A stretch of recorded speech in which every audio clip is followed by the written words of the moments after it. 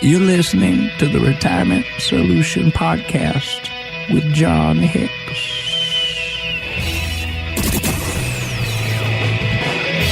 Thanks for joining us this week. You're listening to the Retirement Solution Podcast. I'm Jennifer Perry here with John Hicks. If you have a question for us, there are a couple of easy ways to reach out. Just go online to retirementsolutionradio.com or hit us up on Facebook with your questions for John. Do a search there for the Retirement Solution with John Hicks. You had a big week. Not only did little Allie have a birthday recently, so did you. I mean, You're another year older. Do you feel it? Yes, I do. Yeah. Oh, my goodness, do I ever. So, every year we call it Gobble Week. So, in Thanksgiving week, often there is my anniversary. This past year was my 17th anniversary to my lovely bride, Tennille, who I cannot believe she stuck with me for the first 6 months. Me neither. Much less 17 years. Right. On top of that, my littlest's birthday is 3 days before my own, and typically Thanksgiving falls in that week. So, we've typically called it Gobble Week because there's just so much going on. All I want to do is have someone else cook and clean for us and us get out of town. Right. Which is what we're typically able to do. We try to get down to South Carolina. In the past, we used to do cruises, but you could not catch me on one of those floating Petri dishes anytime in the next 5 more years. Nope. Impossible. Poor cruise industry, too, because, I miss it. But, I'm with you. Can't go quite yet. So it's been a very different year, too, in terms of how we travel. It is nice that people are doing more. I've seen more families gathered again for the holiday season this year. Yep, feel a little bit safer about that with shots and such. But what about how our economy has changed just this year? I mean, last year was its own different beast, John, but even this year, we've had some significant changes, haven't we? Very much so. And if you kind of think about where we were, now let's all just kind of flash back just a little bit. So if you think about the beginning of 2020, this is where we had a different administration, right? We had a different president. We had a different cabinet. And what was happening at that point in time, we had an economy that was surging. We had people that were spending capital, making infrastructure changes. We had a group in an economy and small business community that was probably second to none. Then, of course, in March, we went into shutdown mode. We had all kinds of calamities from that point in time. We had the Fed that stepped in just so the stock market didn't completely fall apart. And we had a completely different administration that came in through 2021.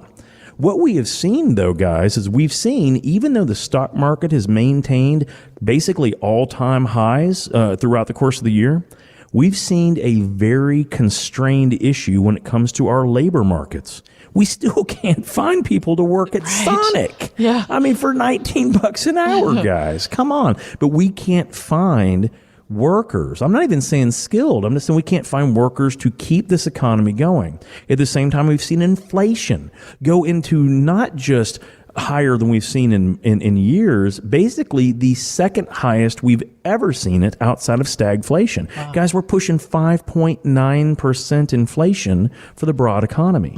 That is unsustainable unless we want to be paying $52 for a loaf of bread in a year or two. Right. So we have to get that figured out, and we haven't seemed to figure that out yet.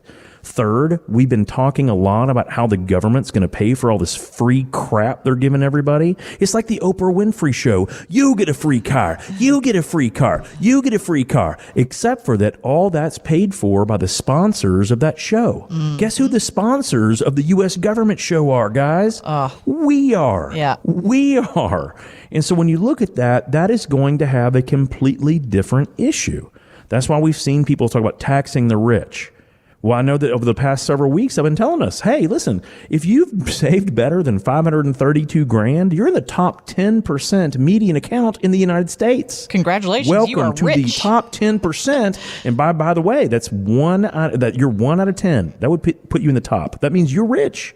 Congratulations. They want to tax the rich. So when we look at all those types of things, those have been very uncomfortable for us, and yet the stock market is getting close and hovering to these all-time highs, and who knows when that is going to stop. But here's the one thing I have to say about this, Jennifer. I'm happy that the market has not fallen apart yet, but I'm going to be very cognizant in the fact that when you look over all periods of history, guys, there is only one period of history that is more expensive for the market. If you're buying into the market today, the most expensive point in time that we've ever been was actually in 2000, right before the dot-com bust. And I want us to flash back because 2008, we weren't even nearly as expensive as we are right now in the stock market. But in 2000, we were just 7% higher for cost as we are right now. Only 7% higher.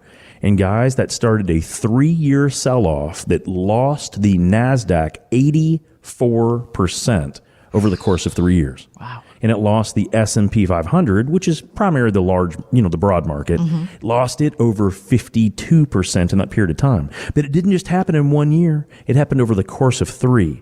So it's like you look at that first year and your statement's down 11%. And you're like, oh, Bethany, I may have screwed the pooch on this one. And even if she was on Ted's side, she's like, well, Ted, it's okay. I'm sure you're a genius in finances. You just leave it there for 1 more year. And what happened in 2001? After 2001 was down another 11%. And now they're starting to look at each other.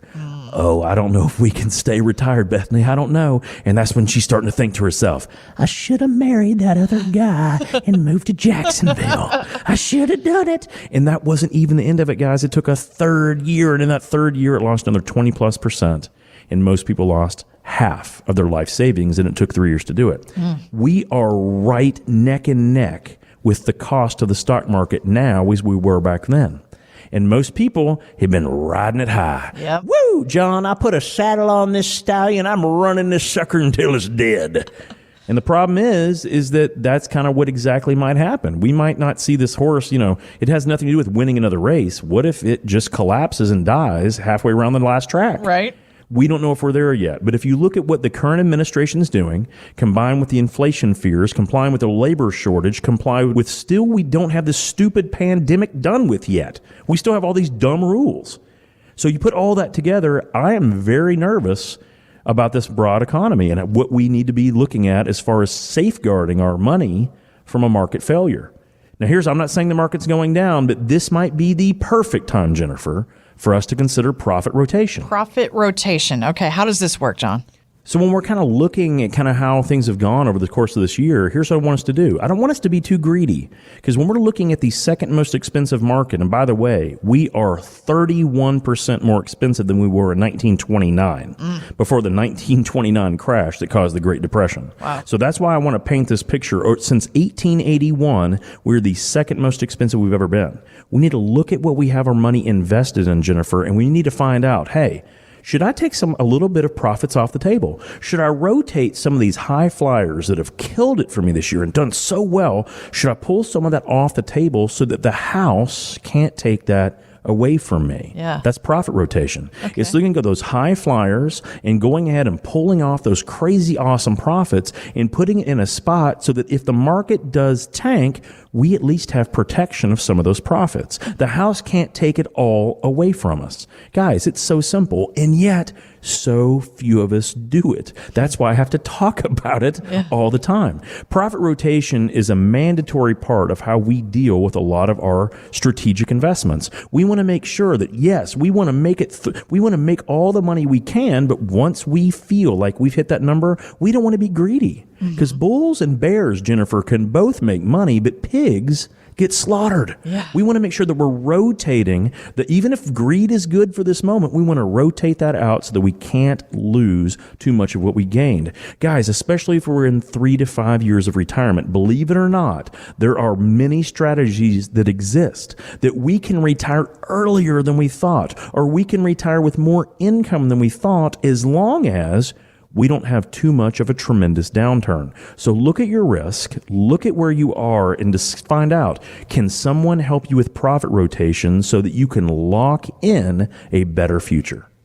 And so for our listeners out there, John, when they're opening their investment statements, perhaps hopefully at the year end, kind of taking a look at where they stand right now. Even you and I have compared notes off the year and looked at our own investment statements, and we're looking at particular holdings and saying, wow, I can't believe that did this well this year. Sure. Those are the things where we might want to consider profit rotation, right? Oh, absolutely. I mean, I'm looking at a couple of my holdings, and I like them. I've held them for more than a year, so it's short-term capital gains. I made 200% and 300% in some things. Man. And by the way, my IQ has gone up point for every amount that stock's gone up. Yep. But I'm at the point where I'm realizing, man, I never thought I would get to hear, if I pull that off the table, would I still be okay? And what I realized is yes. And that's why I have the artificial intelligence on my own portfolio to help me automatically do profit rotation, because otherwise I would look at those positions and say, look how smart I am.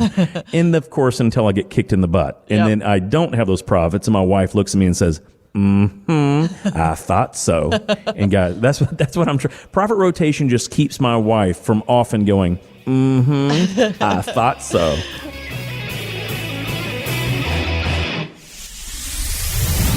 Like what you hear? Be sure to hit the subscribe button. And thanks for listening to The Retirement Solution with John Hicks.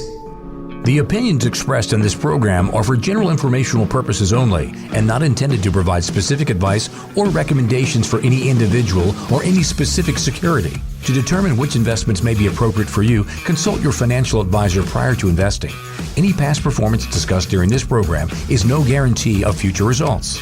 J. Hagan Capital is a registered investment advisor. To find out if John Hicks is licensed in your state, please call 502-690-5635. J. Hagan Capital Incorporated is not affiliated with nor endorsed by the Social Security Administration or any other government agency and does not provide legal advice. Annuity guarantees are subject to the claims paying ability of the issuing insurance company. By contacting us, you may be provided with information about insurance products and annuities offered through John Hicks. Kentucky Insurance License Number 998827.